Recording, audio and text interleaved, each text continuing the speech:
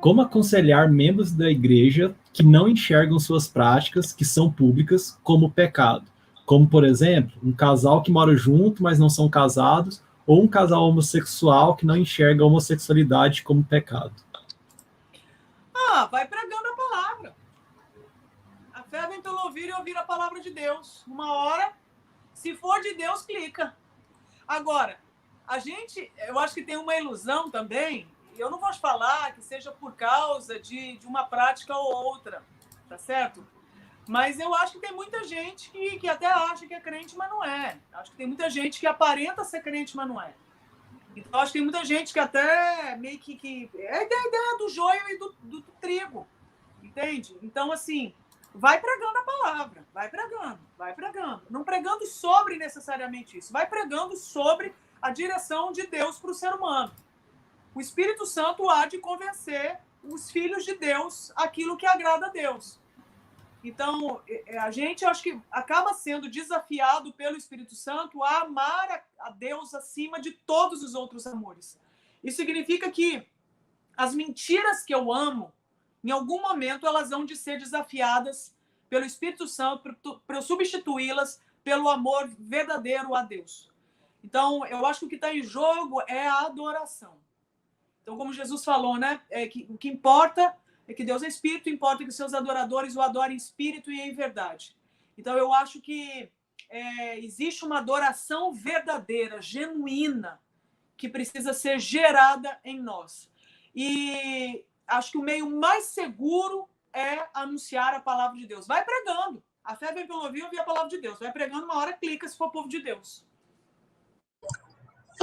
Você mencionou isso em um outro momento, sobre como que a noção de pecado sumiu da nossa sociedade e se tornou até politicamente incorreta.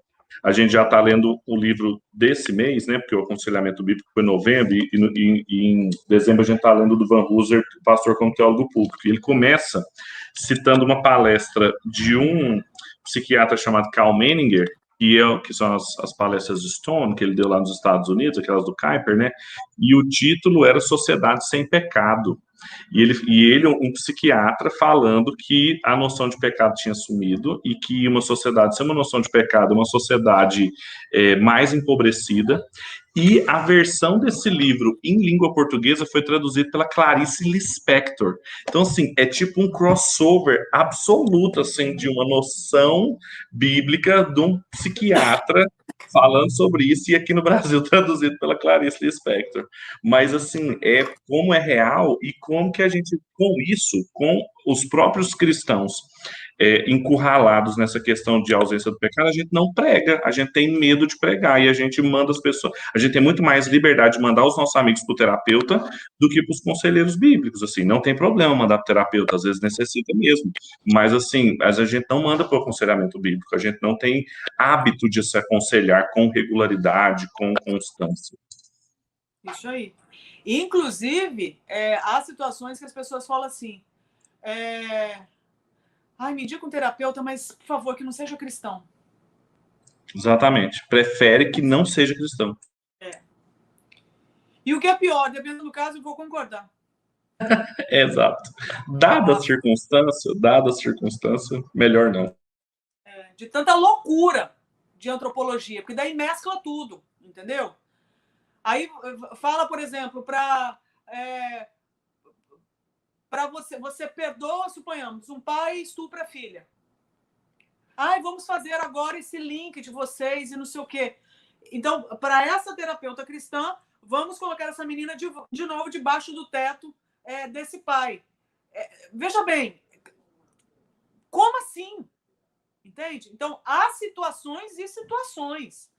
Então, aí quando mescla tudo, sem temor, entende? Sem responsabilidade, a gente coloca pessoas em risco de morte.